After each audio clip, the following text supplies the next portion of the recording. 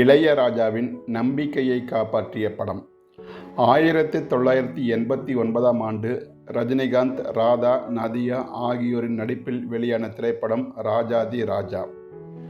இத்திரைப்படத்தை R. Sundarrajan இயக்கியிருந்தார். இளையராஜாவின் மூத்த சகோதரரான பாஸ்கர் இதனை தயாரித்திருந்தார். இப்படம் வெளிவந்தபோது மிகப்பெரிய வெற்றியை பெற்றது.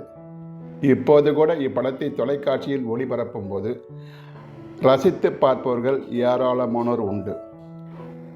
ஒரு இயக்குனர் இயக்கும் திரைப்படம் அத்திரைப்படத்தின் தயாரிப்பாளருக்கு, இயக்குனருக்கு, கதாநாயகனுக்கு மனநிறைவை அளிக்காமல் போனாலும் கூட அப்படம் ரசிகர்களின் மத்தியில் நல்ல வரவேற்பை பெற்றுவிடும். அப்படி ஒரு வெற்றியைத்தான் ராஜாதி ராஜா படம் கொடுத்தது.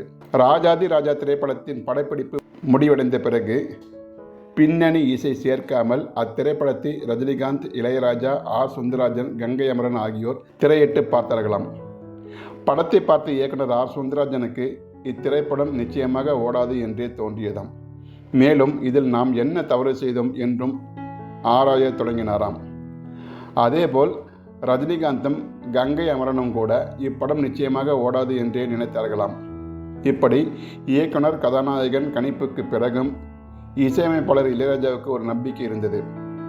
படத்தை பார்த்த இளையராஜா, யாரும் கவலைப்பட தேவையில்லை, இந்த படம் நன்றாக வந்துள்ளது, இது மாபெரும் வெற்றி அடையும்.